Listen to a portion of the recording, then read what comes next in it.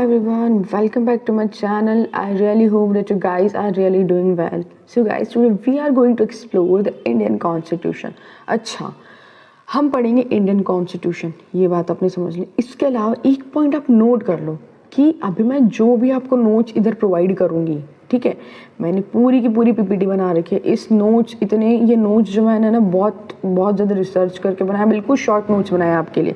इसके अलावा मैं जो भी बोलूँगी नोट्स के अलावा कि ये इंपॉर्टेंट है, तो आप उसको भी अपने नोट्स में लिख लेंगे, आ गया समझ में, ताकि आपकी पीपीटी के नोट्स भी आ जाए आपके साथ में पीडीएफ के। एंड उसके अलावा मैं जो बोली इंपॉर्टेंट है वो आप साथ में लिख लें, क्योंकि हर इंपॉर्टेंट चीज़ लिखनी ये प्रैक्टिकली पॉसिबल नहीं, इसलिए मैं आपको बोल दूंगी मुंह से, आप वही नोट कर लेंगे, ठीक है। चलो चलते हैं। तो अभी हम क्या देखने वाला है कि कॉन्स्टिट्यूशन जो है वो बना कैसे है, आखिर क्या प्रोसीजर था, कैसे हमारा कॉन्स्टिट्यूशन बना है, इसका पूरा अपन देखते हैं कि कैसे बना है। चलो आ जाओ। फर्स्ट पहले अपन देखते हैं कि कॉन्स्टिट्यूशन जो है ना वो कैसे बना, उसकी क्या हिस्ट्री है उसके पीछे, कॉन्स्टिट्यूशन बनने के पीछे। सबसे पहली बात, आपको तो ये पता है कि जो कॉन्स्टिट्यूशन है ना, यहाँ पे लॉन्गेस्ट आएगा, है ना, लॉन्गेस्ट आ गया समझ में। जो कॉन्स्टिट्यूशन है ना इंडिया का, वो सबसे बड़ा हाथ से लिखा हुआ हैंड रिटन कॉन्स्टिट्यूशन है इंडिया का, वर्ल्ड का सबसे लॉन्गेस्ट हैंड रिटन कॉन्स्टिट्यूशन है। ये बात आपको आ गई समझ में। इसके बाद में अपन देखते हैं कि हिस्ट्री क्या है। अब ये है first point, second, third, fourth, fifth, sixth and seven, ये सातों पॉइंट में अपनी पूरी हिस्ट्री है कि अपना इंडियन कॉन्स्टिट्यूशन कैसे बना है। अब ये 7 पॉइंट्स जो है ना, ये अपने छोटे टॉपिक्स है, इनको आप टॉपिक समझो, पॉइंट्स मत समझो। फर्स्ट क्या है, कॉन्स्टिट्यूएंट असेंबली, ठीक है, पहले कॉन्स्टिट्यूएंट असेंबली बनी है, फिर कॉन्स्टिट्यूएंट असेंबली के मेंबर्स की फर्स्ट मीटिंग हुई है। उसके बाद फर्स्ट मीटिंग के बाद में ड्राफ्टिंग कमेटी बनी थी। ड्राफ्टिंग मतलब कॉन्स्टिट्यूशन को ड्राफ्ट करने के लिए, मतलब बनाने के लिए एक कमेटी बनी, उसका नाम था ड्राफ्टिंग कमेटी। उसके बाद क्या हुआ, टाइमलाइन डिसाइड हुआ, मतलब टाइमलाइन हुआ कि इतने टाइम में, यहाँ से लेके यहाँ तक के टाइम में हमारा जो कॉन्स्टिट्यूशन है ना वो बना है, आगे समझ में। उसके बाद में कॉन्स्टिट्यूशन तो बन गया भाई, टाइमलाइन डिसाइड हो गया कि भाई इतने टाइम में बना है, इतने टाइम में हमारा कॉन्स्टिट्यूशन बना है। अब उसको हम अडॉप्ट कब करेंगे, अडॉप्ट करने के बाद उसको एनफोर्स करेंगे, मतलब लागू कर देंगे कॉन्स्टिट्यूशन को। और लागू करने के बाद हम देखेंगे कि कहाँ कहाँ से, कौन कौन सी कंट्रीज से हमने कॉन्स्टिट्यूशन को लिया है, ठीक है। हर कंट्री में अलग अलग फीचर्स होते हैं कॉन्स्टिट्यूशन में, किसी में क्या बात है तो किसी में क्या बात है, तो अलग अलग कंट्रीज में क्या क्या एक एक कुछ पॉइंट्स है जो अच्छे हैं वो हमने अपनाए हैं, आगे समझ में। तो हम एक एक करके सातों पॉइंट्स को समझते हैं, ठीक है। चलो फर्स्ट क्या है, फॉर्मेशन ऑफ कॉन्स्टिट्यूएंट असेंबली, कि भाई ये जो कॉन्स्टिट्यूएंट असेंबली है ना, इसका फॉर्मेशन कैसे हुआ, कैसे बनी, कैसे ये कॉन्स्टिट्यूएंट असेंबली, ठीक है। क्या है, प्रपोजल आया था, कैबिनेट मिशन प्लान था, कब हुआ था, ये 1946 में हुआ था कैबिनेट प्लान आया था 1946 में। उसके बाद उसमें क्या थे, टोटल मेंबर्स कितने डिसाइड हुए थे कॉन्स्टिट्यूएंट असेंबली में, पहले कितने मेंबर्स थे, 389, कितने मेंबर्स थे, 389 मेंबर्स थे कॉन्स्टिट्यूएंट असेंबली में। पहले क्यों बोल रही हूँ सुनो। उसके बाद में क्या हुआ था, 389 जो मेंबर्स थे ना वो किस किस में से थे, पहला तो है 292 मेंबर्स जो है ना वो प्रोविंस से थे, प्रोविंस से 292 मेंबर्स थे। उसके बाद में 93 जो मेंबर्स है ना, 93 मेंबर्स थे प्रिंसली स्टेट्स से। उसके बाद 4 मेंबर जो है ना, 4 वो थे किसके, चीफ कमिश्नर्स जो प्रोविंस होते थे। प्रोविंस एक तो हमने बोला कि 292 मेंबर्स तो क्या थे, प्रोविंस से थे। अब प्रोविंस में भी एक तो चीफ कमिश्नर्स के प्रोविंस होते थे, उसमें से भी 4 मेंबर्स थे, आ गया समझ में। फिर ये तो अपन ने डिसाइड कैसे हुआ था कि कैसे बनी कॉन्स्टिट्यूएंट असेंबली, कैबिनेट प्लान आया 1946 में, ठीक है, रफली इधर मत देखो, इधर देखो, कैबिनेट प्लान आया 1946 में। उसमें प्रपोजल दिया गया कि हमको कॉन्स्टिट्यूएंट असेंबली की नीड है, तो फिर कॉन्स्टिट्यूएंट असेंबली बनी। उसमें कितने मेंबर्स थे, पहले तो 389 मेंबर्स थे पहले तो। उसके बाद में 389 मेंबर्स किस किस के थे, 292 मेंबर्स तो प्रोविंस के थे, 93 मेंबर्स प्रिंसली स्टेट्स के थे, 4 मेंबर्स जो थे ना वो चीफ कमिश्नर्स के प्रोविंस से थे, आ गया समझ में। फिर भाई ये क्या है, 1946 की बात है। उसके बाद हमारा क्या हुआ, पार्टीशन हो गया था। कब, 1947 की बात है, पार्टीशन हो गया था हमारा। एक तो अपना ईस्ट पाकिस्तान है और वेस्ट पाकिस्तान जो अभी बांग्लादेश है, वो अलग अलग हो गया था बीच में से, वो हो गया। उसमें क्या हो गया था कि अब तो पहले तो सब एक ही था, ये सब एक था, ईस्ट पाकिस्तान वेस्ट पाकिस्तान पूरा एक था। तो तब थे हमारे इतने मेंबर्स, 389 मेंबर्स तब थे। फिर पार्टीशन हो गया। पार्टीशन के बाद में कितने मेंबर्स बच गए, जो ईस्ट पाकिस्तान के जो मेंबर्स थे, वेस्ट के जो थे, वो सब निकल के सिर्फ इंडिया के जो मेंबर्स हैं वो कितने रह गए थे, 299 मेंबर्स जो रह गए थे। ठीक है, आगे समझ में, ये जो इतने मेंबर्स है ना, 299 मेंबर्स जो है वो इंडिया में रह गए थे, इंडिया के मेंबर्स से फॉर्मेशन जब हुआ था। आगे समझ में, कॉन्स्टिट्यूएंट असेंबली अच्छे से क्लियर हो गई है। चलो नेक्स्ट आते हैं, फर्स्ट मीटिंग हुई। उसके बाद में क्या हुआ, फर्स्ट मीटिंग, कॉन्स्टिट्यूएंट असेंबली बन गई। फिर फर्स्ट मीटिंग कब हुई थी, 9 दिसंबर 1946। ठीक है, कॉन्स्टिट्यूएंट असेंबली बनने के बाद फर्स्ट मीटिंग हुई थी 9 दिसंबर 1946 में। इसमें क्या था, इसका जो टेम्पररी प्रेसिडेंट था वो कौन था, डॉक्टर सच्चिदानंद सिन्हा, टेम्पररी प्रेसिडेंट था वो। फर्स्ट मीटिंग की बात कर रहे हैं अपन। उसके बाद में बाद में डॉक्टर राजेंद्र प्रसाद जो है ना, वो उसके इलेक्टेड प्रेसिडेंट बने थे। वो क्या हुआ, फर्स्ट मीटिंग में तब तो डॉक्टर सच्चिदानंद सिन्हा थे, टेम्पररी प्रेसिडेंट थे वो, परमानेंट नहीं थे। उसके बाद इलेक्शंस हुए थे, किसके इलेक्शंस हुए थे, इलेक्शन के बाद फिर डॉक्टर राजेंद्र प्रसाद थे ना, वो इलेक्टेड प्रेसिडेंट बने थे। उसके बाद क्या, एच.सी. मुखर्जी क्या थे, वाइस प्रेसिडेंट थे। एच.सी. मुखर्जी वाइस प्रेसिडेंट थे। और फिर जवाहरलाल नेहरू जो है ना, उसने क्या प्रेजेंट किया, ऑब्जेक्टिव रेजोल्यूशन। क्या प्रेजेंट किया, ऑब्जेक्टिव रेजोल्यूशन उसने प्रेजेंट किया कि भाई ऑब्जेक्टिव रेजोल्यूशन में क्या है, जो भी फ्रेमवर्क होगा कि भाई कॉन्स्टिट्यूएंट बनने के बाद में ऐसा फ्रेमवर्क होगा, इंडिया ऐसे वर्क करेगा, ये पॉइंट्स हो गए इंडिया की कॉन्स्टिट्यूशन में, ऐसे इस टाइप से इंडिया वर्क करेगा, हमारी जो इंडिया एक सोवरेन स्टेट होगा, ये सब उसने बातें ऑब्जेक्टिव रेजोल्यूशन में बताई है। ये थी फर्स्ट मीटिंग के बाद। ठीक है, अब आ जाओ थर्ड पॉइंट पे आ जाओ। 2 पॉइंट अपन के क्लियर हो गए अच्छे से। ठीक है, अब आ जाओ थर्ड पॉइंट पे कि फिर बनी ड्राफ्टिंग कमेटी। कब, हाँ, फिर बनी ड्राफ्टिंग कमेटी 29 अगस्त 1947 की बात है। ये तो हमने देख लिया, 1946 में मीटिंग हुई थी। उसके बाद में क्या हुआ, ड्राफ्टिंग कमेटी बनी। कब बन गई, डेट इतनी मत याद रखो, 29 अगस्त, बस ये सन याद रखो, 1947 में बनी थी ड्राफ्टिंग कमेटी। अच्छा, ड्राफ्टिंग कमेटी का चेयरमैन कौन था, मेन पर्सन जो था, चेयरमैन कौन था, doctor B.R. Ambedkar. Drafting committee का चेयरमैन कौन था, डॉक्टर B.R. अम्बेडकर। आगे समझ में, ये अच्छे से क्लियर हो गया पॉइंट, ये बहुत इंपॉर्टेंट है पॉइंट, अभी लगा लो मार्क इंपॉर्टेंट का। ड्राफ्टिंग कमेटी का चेयरमैन कौन था, डॉक्टर B.R. अम्बेडकर। फिर ड्राफ्टिंग कमेटी के मेंबर्स की बात करते हैं, जो मेन मेंबर्स थे वो कौन थे, एन गोपाल स्वामी अयंगर, ठीक है, KM मुंशी, अलाडी कृष्ण स्वामी अय्यर, मोहम्मद सादुल्ला, BL मित्तर। फिर BL मित्तर क्या हुआ, आगे जाके रिप्लेस हो गया, किससे, TT कृष्णमाचारी से BL मित्तर रिप्लेस हो गए थे। आगे समझ में। उसके बाद जो है DP खेतान, उस DP खेतान जो थे वो भी आगे जाके एन माधवराव से चेंज हो गए थे, रिप्लेस हो गए थे। फिर known as the drafting makers, ये जो है ना, ये ड्राफ्टिंग मेकर्स मेन मेंबर्स जो थे ना, जिन्होंने ड्राफ्टिंग कमेटी को कॉन्स्टिट्यूशन को ड्राफ्ट किया, ये है मेन मेंबर्स। आगे समझ में देख लो अच्छे से एक बार। फिर हो गई हमारी ड्राफ्टिंग कमेटी भी बन गई।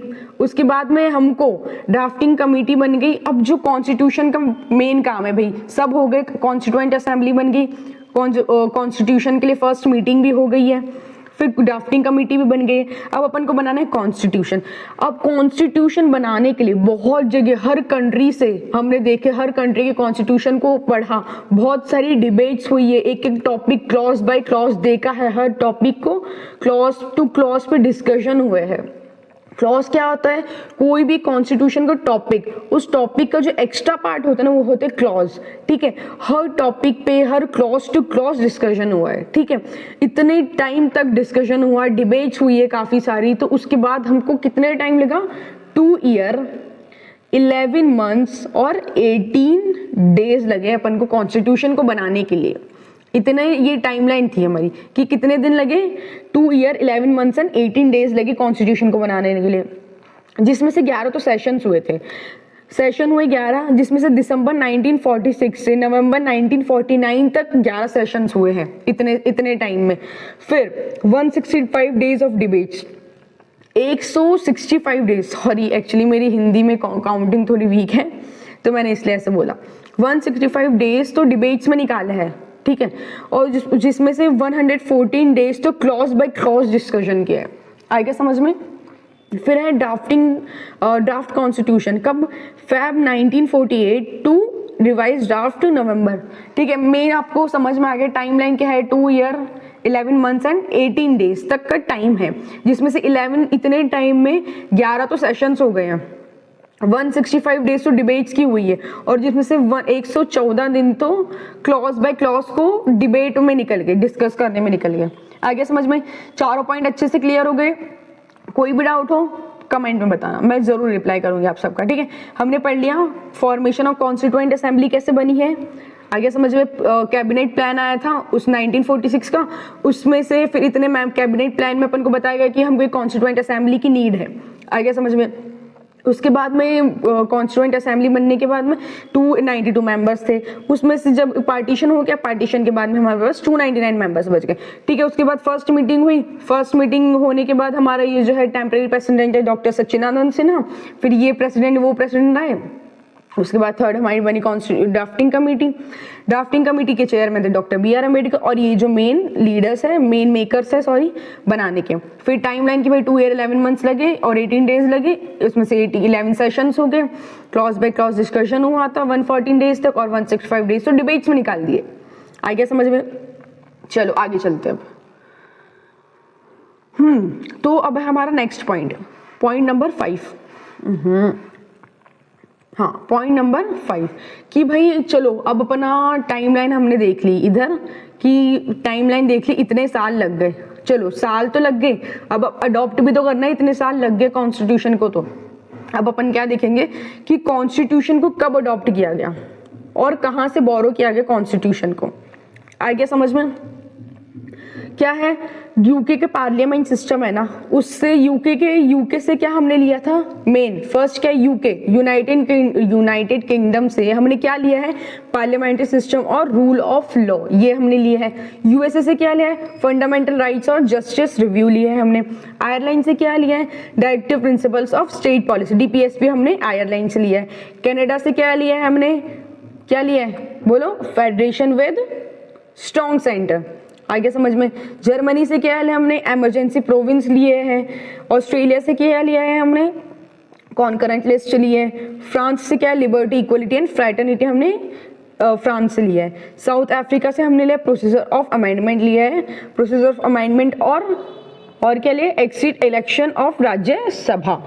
आगे समझ में, ये हमने लिया है अलग अलग कंट्रीज से हमने कॉन्स्टिट्यूशन को रीड किया है, उनके कॉन्स्टिट्यूशन को, और उनमें से हमने ये सब लिया है और इंडियन कॉन्स्टिट्यूशन में अप्लाई किया है। आगे समझ में। उसके बाद में हम पढ़ेंगे अडॉप्शन। फिर क्या हुआ, अडॉप्ट कब हुआ, 26 नवंबर 1949 को हमने कॉन्स्टिट्यूशन को पूरा अडॉप्ट नहीं किया, पूरा लागू नहीं किया, बस कुछ चीजें जो हमको जरूरी लग रही थी उस टाइम पे, जैसे कि सिटीजनशिप हो गया, ऐसे बहुत सारी चीजें थी जो हमको उस टाइम पे जरूरी लग रही थी कि हमको अभी उसको लागू करना है, तो हमने कॉन्स्टिट्यूशन को अडॉप्ट तो कर लिया था 26 नवंबर 1949 को। बट हमने उसको एनफोर्स कब किया था, कब किया, 26 जनवरी 1950 को हमने अडॉप्ट किया था। क्यों, सॉरी ओहो मैंने क्या बोला, 26 नवंबर 1949 को हमने क्या करा था, अडॉप्ट किया था। ये बात क्लियर हो गई। उसके बाद में एनफोर्स कब किया था, वही 26 जनवरी 1950 को हमने क्या किया था, एनफोर्स किया था। आ गया समझ में। अब भाई आप पूछोगे ये कॉन्स्टिट्यूशन तो हमारा बन के रेडी हो गया था, तो हमने 26 नवंबर को ही क्यों एनफोर्स नहीं किया था, क्या रीजन था। अगर कॉन्स्टिट्यूशन आपने बोला कि हमको 2 साल 11 महीने और 18 दिन लगे थे कॉन्स्टिट्यूशन को बनने के लिए, तो इतना टाइम तो ऑलरेडी लग चुका था। और इतना आपने क्यों लंबा खींचा, तभी क्यों अडॉप्ट नहीं कर दिया? तो इसके पीछे का रीजन है 1930 में जब कांग्रेस लाहौर सेशन हुआ था, ठीक है, लाहौर सेशन में कांग्रेस जो था, इंडियन नेशनल कांग्रेस, तब उन्होंने बोला कि हमको पूर्ण स्वराज चाहिए, ठीक है, पूर्ण स्वराज चाहिए, और तब उन्होंने बोला कि हमको पूर्ण स्वराज चाहिए। तो उस वजह से हमको पूर्ण स्वराज डिक्लेरेशन 1930 का जो था, इस वजह से हमने बोला कि उसका जो पॉइंट था ये रख के हमने फिर क्या करा, 26 जनवरी 1950 को हमने एनफोर्स करा टोटली। आगे समझ में क्लियर हो गया? लाहौर सेशन के 1930 में पूर्ण स्वराज जो मांग उठी थी कांग्रेस, इंडियन नेशनल कांग्रेस की वजह से, उस वजह से क्या हुआ कि हमको एनफोर्स करना पड़े 26 जनवरी 1950 में। आगे समझ में?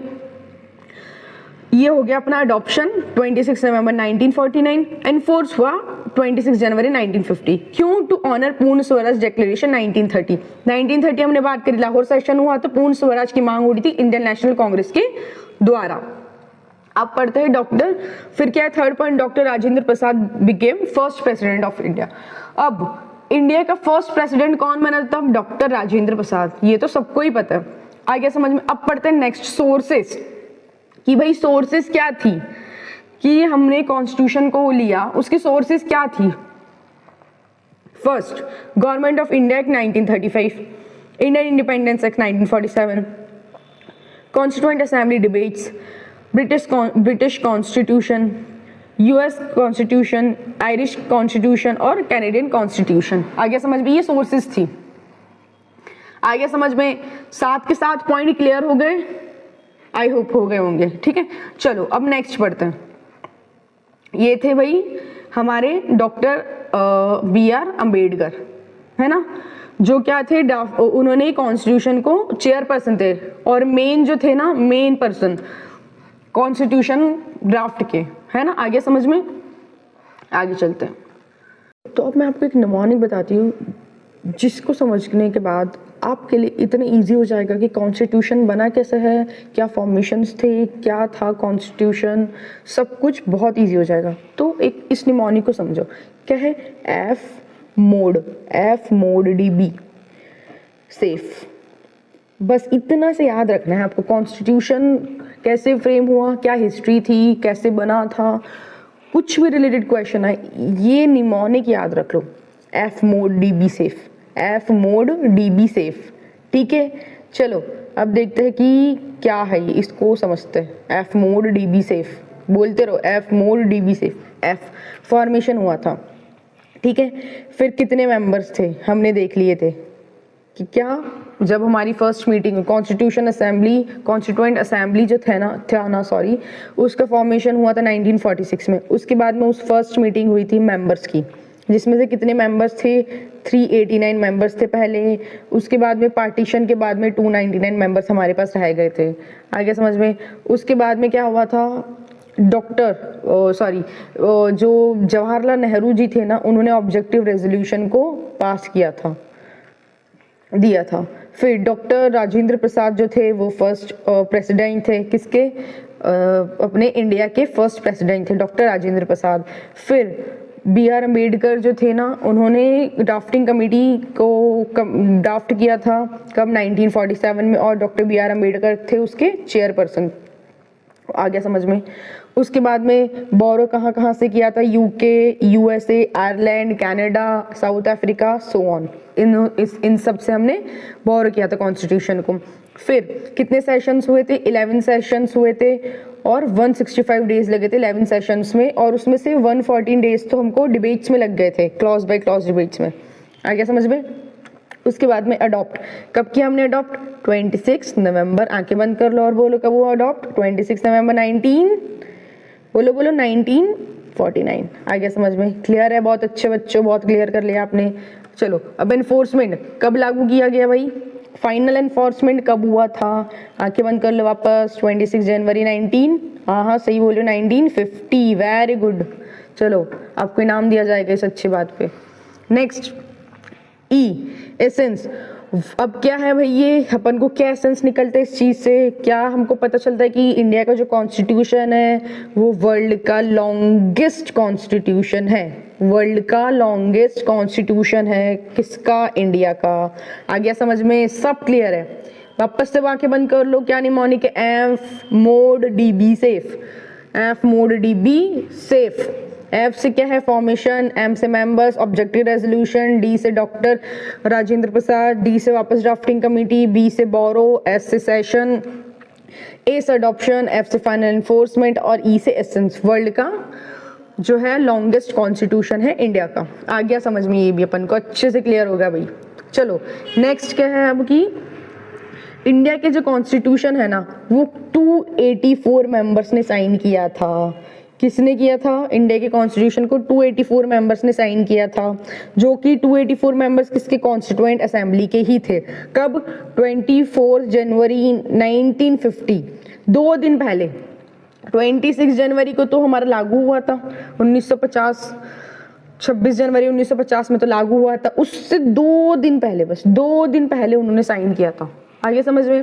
फिर इट केम इनटू इफेक्ट, तब इनके 284 मेंबर्स के साइन करने के बाद ही ये लागू में आया, वरना तो लागू में आज हम बिना कॉन्स्टिट्यूशन के बैठे होता अगर इन्होंने साइन ही नहीं किया होता तो, है ना। फिर की सिग्नेटरीज इंक्लूड डॉक्टर राजेंद्र प्रसाद, जो मेन जिन्होंने साइन किया, सिग्नेटरीज जिनके साइन वैल्यू रखते हैं बहुत ज्यादा, वैसे तो सबके रखते हैं बट मेन जो थे ना सिग्नेटरीज वो क्या है? डॉक्टर राजेंद्र प्रसाद, जो कि थे फर्स्ट प्रेसिडेंट ऑफ इंडिया, और इंडिया के तो प्रेसिडेंट थे ही थे, और असेंबली के भी फर्स्ट प्रेसिडेंट थे वो। हमने पढ़ा पीछे कॉन्स्टिट्यूएंट असेंबली, है ना, वो असेंबली के भी फर्स्ट प्रेसिडेंट थे और इंडिया के भी फर्स्ट प्रेसिडेंट थे। कौन? डॉक्टर राजेंद्र प्रसाद। ठीक है जी, आगे बढ़ते हैं। उसके बाद along with prominent figures like Jawaharlal Nehru, B R Ambedkar और वल्लभ भाई पटेल, ये थे की सिग्नेटरीज। पढ़ ली हमने। एक बार वापस रिकॉल करते हैं। आ जाओ भाई, आंखें वापस से बंद कर लो, सब बोलने नहीं पड़े। क्या था? इंडियन कॉन्स्टिट्यूशन जो था कितने लोगों ने साइन किया था? 284 मेंबर्स ने। आ गया समझ में? कितने दिन? 2 दिन पहले, लागू होने से 2 दिन पहले। मतलब लागू तो 26 जनवरी को 1950 को हुआ, तो उससे 2 दिन पहले 2 माइनस कर दो। वेरी गुड, 24 जनवरी 1950 को 284 मेंबर्स ने साइन किया था, और उसमें से की सिग्नेटरीज थे डॉक्टर राजेंद्र प्रसाद, जो कि इंडिया के भी फर्स्ट प्रेसिडेंट थे और कॉन्स्टिट्यूएंट असेंबली के भी फर्स्ट प्रेसिडेंट थे। आगे समझ में? उसके अलावा डॉक्टर राजेंद्र प्रसाद के अलावा जवाहरलाल नेहरू, बी आर अम्बेडकर और वल्लभ भाई पटेल। आगे समझ में? चलो अब ये देख लो। तुम बोले कि प्रूफ चाहिए हमको, साइन किया है। मैं तो ऐसे हवा में बात कर देती हूँ, मैम आपका क्या भरोसा, आप तो हवा में बात कर दो। नहीं भाई, मैं हवा में बात नहीं कर रही हूँ, आप देख लो, ये रे सिग्नेटरीज। आगे समझ में? चलो आगे बढ़ते हैं। अच्छा भाई, प्रेम्बल क्या होता है? बहुत सुना है आपने कि प्रेम्बल क्या होता, क्या है प्रेम्बल? अच्छा भाई, मान लो कॉन्स्टिट्यूशन जो है ना एक बुक है। कॉन्स्टिट्यूशन मान लो, कॉन्स्टिट्यूशन एक बुक है। बुक का जो फ्रंट पेज होगा ना, कोई सी बुक का फ्रंट पेज, वो कॉन्स्टिट्यूशन की बुक का फ्रंट पेज क्या होगा? प्रेम्बल। आगे समझ में? बहुत इजी एग्जांपल समझाया मैंने। अब मत बोलना प्रेम्बल क्या होता है, समझा दो मैम, नहीं आया समझ में। कोई सी भी बुक, अगर कॉन्स्टिट्यूशन बुक है, बुक का फ्रंट पेज जो होता है, जो आपके कार्टून बना होता है बुक का फ्रंट पेज, बुक का फ्रंट पेज जो है वो प्रेम्बल होगा, क्योंकि वो इंट्रो है। आगे समझ में? तो क्या है preamble? Intro to Indian constitution. Indian constitution जो है ना उसका इंट्रोडक्शन है प्रेम्बल। ठीक है। उसको कब अडॉप्ट किया था? 26 जनवरी 1949 को प्रेम्बल को अडॉप्ट किया था। जवाहरलाल नेहरू जो जी थे ना, जवाहरलाल नेहरू ने ऑब्जेक्टिव रेजोल्यूशन दिया था, उसमें हमने प्रेम्बल को अडॉप्ट किया था। ऑब्जेक्टिव रेजोल्यूशन मैंने आपको पीछे पढ़ा दिया है, फिर भी आपको कोई डाउट्स है, मैं आपके लिए ऑब्जेक्टिव रेजोल्यूशन अपने में ही एक इंपॉर्टेंट टॉपिक है, मैं इस पे एक अलग से सेपरेट वीडियो बना दूंगी। आगे समझ? अगर आपको एक सेपरेट वीडियो चाहिए ऑब्जेक्टिव रेजोल्यूशन के ऊपर तो कमेंट करो, मैं उस पर एक सेपरेट वीडियो बना दूंगी।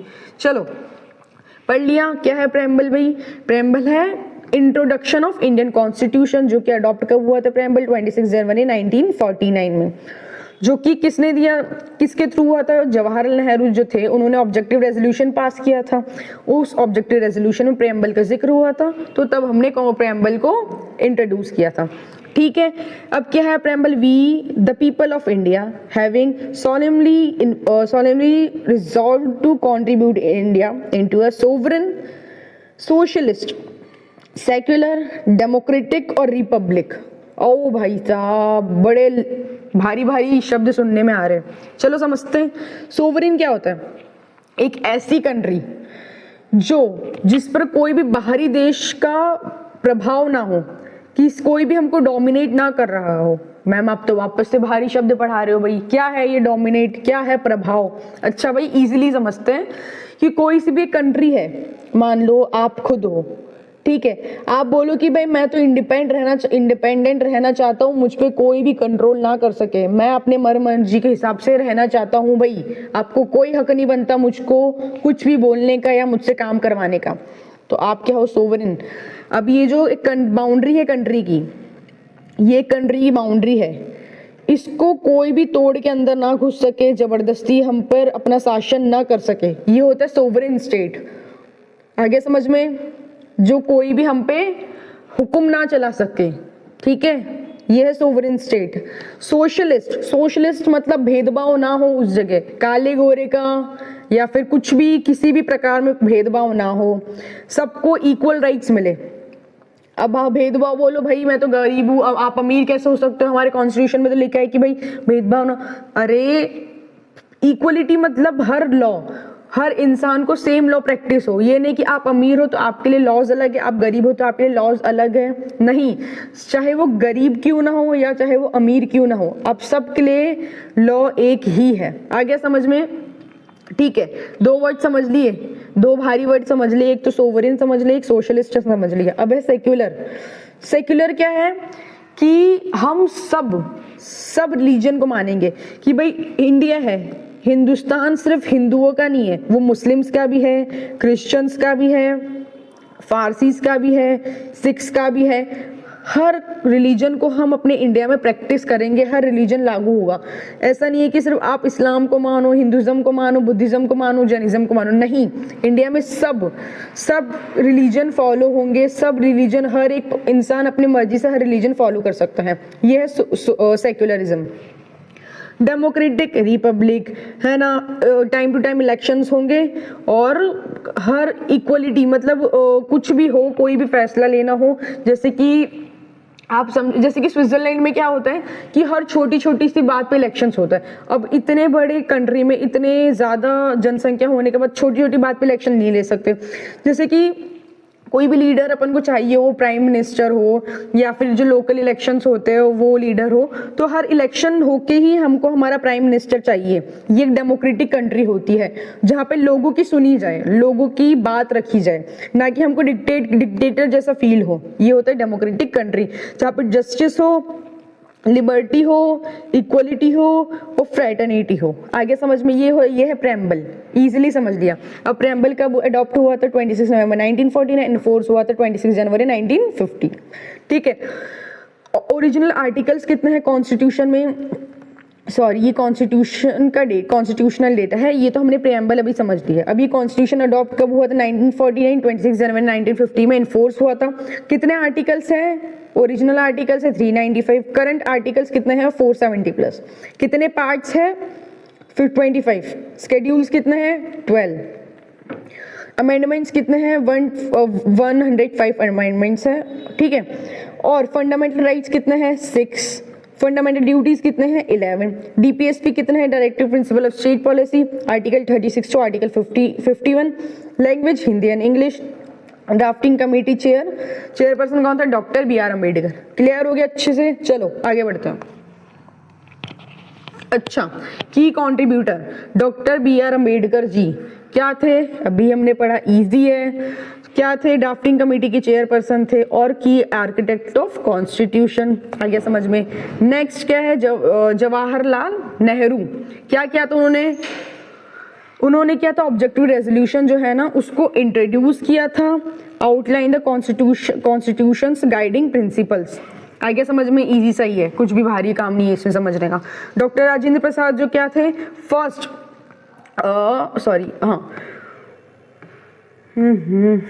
फर्स्ट जो है ना प्रेसिडेंट थे, कॉन्स्टिट्यूएंट असेंबली के भी थे और किसके, इंडिया के भी फर्स्ट प्रेसिडेंट थे। आगे हमको समझ में, चलो आगे आ जाओ। अब फाइनलाइजेशन एंड इम्प्लीमेंटेशन, कि भाई फाइनलाइजेशन कब हुआ था और फाइनल इम्प्लीमेंटेशन कब हुआ था। चलो अब इसको पढ़ते हैं अपन अच्छे से, क्लियर होकर एक बार इसको भी समझते हैं। चलो आ जाओ। First, the constitution was hand written by Prem Behari Narain Raizada in following italic style. अच्छा, कॉन्स्टिट्यूशन को लिखा किसने है भाई, प्रेम बिहारी नारायण रेजादा, इन्होंने लिखा है। याद कर लो अच्छे से और इसको अच्छे से नोट कर लो। प्रेम बिहारी नारायण रेजादा,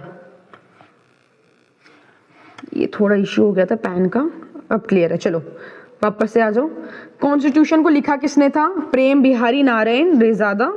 किस स्टाइल में लिखा था, इटैलिक स्टाइल में इन्होंने लिखा था भाई। पूछ लो, किसने पूछ लिया भाई, कॉन्स्टिट्यूशन को हाथ से किसने लिखा था, हाथ से इन्होंने। ये जो पर्सनैलिटी आपको दिख रही है यहाँ पे, ये है प्रेम बिहारी नारायण रेजादा। इन्होंने इटैलिक स्टाइल में लिखा था कॉन्स्टिट्यूशन को हाथ से अपने, ठीक है। चलो नेक्स्ट, ये है कॉन्स्टिट्यूशन। सेकंड पॉइंट क्या है, अभी हमने फर्स्ट पॉइंट समझा, फाइनलाइजेशन एंड क्या इम्प्लीमेंटेशन के फर्स्ट पॉइंट को समझ लिया कि इन्होंने लिखा था अपने हाथ से। नेक्स्ट पॉइंट है constitution of India. Original constitution of India had 395 articles. Starting में जो हमारा कॉन्स्टिट्यूशन था, इसमें 395 आर्टिकल्स थे, 22 पार्ट्स और 8 स्केड्यूल्स थे। फिर with some provisions coming into force on November 26 November 1950। अच्छा, जब हमने कॉन्स्टिट्यूशन को 26 नवंबर 1950 में जब किया था, लागू किया था, इन्फोर्स किया था, तब कितने आर्टिकल्स थे, 395 आर्टिकल्स, 22 पार्ट्स, 8 स्केड्यूल्स थे उस टाइम पर। आ गया समझ में। चलो अभी हमने 2 पॉइंट समझ लिए कि फाइनलाइजेशन और इम्प्लीमेंटेशन क्या था, ये दोनों पॉइंट हो गए। नेक्स्ट कंक्लूजन समझते हैं। हमने क्या, अब पूरा जो हमने समझा इसको कंक्लूड कर देते हैं पॉइंट्स में। हमने अभी पढ़ लिया कॉन्स्टिट्यूएंट असेंबली बनी 1946 में, आ गया समझ में। उसमें उसके बाद में हमारी क्या हुआ, क्या बोलते हैं, फर्स्ट मीटिंग हुई थी, है ना। उसके बाद हमारी फर्स्ट मीटिंग हुई थी, उस फर्स्ट मीटिंग में उसके बाद ड्राफ्टिंग कमेटी बनी थी, चेयरपर्सन थे डॉक्टर BR अम्बेडकर। फिर अडॉप्ट किया 26 नवंबर 1949 में हमने अडॉप्ट किया था, आ गया समझ में ये भी। उसके बाद एनफोर्स किया था 26 जनवरी 1950 में हमने एनफोर्स किया था। पार्लियामेंट्री सिस्टम हमने कहाँ से लिया, फेडरल स्ट्रक्चर, कि भाई पार्लियामेंट्री सिस्टम है, ऐसा नहीं है कि भाई भाई कुछ भी आप कंट्री चला रहे हो, कुछ भी है ना, पार्लियामेंट्री सिस्टम है भाई, लोकसभा राज्यसभा इनका सिस्टम है अपने इंडिया में। फेडरल स्ट्रक्चर है भाई, क्या है फेडरल स्ट्रक्चर, अब जो भी पावर्स है, अब हमारी कंट्री है ये मान लो, पावर डिस्ट्रीब्यूट लेवल्स पे आ गया, यूनियन गवर्नमेंट, स्टेट गवर्नमेंट, है ना, सेंट्रल गवर्नमेंट, ऐसे पावर डिस्ट्रीब्यूट है ना। Union list, concurrent list, state list, ये पढ़ा है ना अपन ने, तो ये वही है, आ गया समझ में। नेक्स्ट 7th क्या है पॉइंट अपना, फंडामेंटल राइट्स है भाई। कंक्लूड हमने करा, 6 पॉइंट्स हमने देख लिए अभी यहाँ पे। फर्स्ट पॉइंट कॉन्स्टिट्यूएंट असेंबली बनी, ड्राफ्टिंग कमेटी, अडॉप्ट किया हमने, उसके बाद एनफोर्स कर दिया। पार्लियामेंट्री सिस्टम है इंडिया में, फेडरल स्ट्रक्चर है, पावर का डिवीजन है प्रॉपरली। उसके बाद 7th है हमारा फंडामेंटल राइट्स, ठीक है। क्या राइट्स है, right to equality, right to freedom, right against exploitation, right to freedom of religion का फ्रीडम है, कल्चरल एंड एजुकेशनल राइट्स हमारे पास, राइट टू कॉन्स्टिट्यूशनल रेमेडीज, ये है हमारे पास। फिर उसके बाद में नेक्स्ट गाइडिंग प्रिंसिपल्स है, क्या, जैसे कि प्रेम्बल हमको गाइड करता है, क्या कि preamble sets out the constitutions objectives include, क्या हमको बताते हैं प्रेम्बल, जस्टिस, लिबर्टी, इक्वलिटी और फ्रेटर्निटी, ये हमको हमारे प्रेम्बल बताते हैं। आ गया समझ में, इजीली हमने सब कुछ पढ़ लिया, आ गया समझ में। वापस कंक्लूड कर देते एक बार। कॉन्स्टिट्यूएंट असेंबली बनी, ड्राफ्टिंग का, फिर हमारे कॉन्स्टिट्यूएंट असेंबली बनने के बाद में मीटिंग हुई थी, मीटिंग होने के बाद ड्राफ्टिंग कमेटी बनी, ड्राफ्टिंग कमेटी होने के बाद 2 ईयर 11 मंथ्स और 18 डेज लगे थे अपन को कॉन्स्टिट्यूशन बनाने के लिए। उसके बाद अडॉप्ट हुआ 26 नवंबर 1949 में अडॉप्ट हो गया था। उसके बाद में इन्फोर्स हुआ था 26 जनवरी 1950 में इन्फोर्स किया अपन ने। उसके बाद हमारा जो इंडिया है का सिस्टम है वो पार्लियामेंट्री सिस्टम है, लोकसभा राज्यसभा वाला, ठीक है। फेडरल स्ट्रक्चर है कि हमारा जो पावर है वो इक्वली डिस्ट्रीब्यूट है, यूनियन लिस्ट, स्टेट लिस्ट और कॉन्करेंट लिस्ट में, 3 पार्ट में डिवाइड कर रखा है हमने फेडरल सिस्टम को। उसके बाद में है हमारे फंडामेंटल राइट्स, हमने देखी कौन कौन से राइट है हमारे पास, 6 राइट्स अपने पास, ठीक है। एक राइट अपने पास एक और था, राइट टू प्रॉपर्टी, अब उसको चेंज कर दिया हमने, है ना, उसको हटा दिया, अमेंड कर दिया मतलब उस राइट को। उसके बाद में क्या है, एक और हमारा गाइडिंग प्रिंसिपल, जैसे कि प्रेम्बल, आगे समझ में हाँ हमने देखा गाइडिंग प्रिंसिपल, जिसके पास अपने पास है प्रेम्बल, आगे समझ में, ये अपना अच्छे से क्लियर हो चुका है। So guys, thank you so much for watching. I really hope that you guys really like the video. So guys, अगर आपको वीडियो अच्छी लगी, अंडरस्टैंडिंग लगी, अगर आपके पास एक अच्छी ओवरव्यू मिल गई कॉन्स्टिट्यूशन को लेके, आपको समझ आ गया कि हमने क्या क्या पढ़ा, कैसे पढ़ा, तो प्लीज़ गाइज कुछ भी नहीं है, बस एक लाइक करना है, सब्सक्राइब करना है चैनल को और अच्छे से पढ़ना है। So God bless you all. Thank you so much for watching. So that's a wrap for today. If you enjoyed the video, please do like, comment and subscribe for more exciting content. See you in the next video. Thank you. Bye bye. I love you.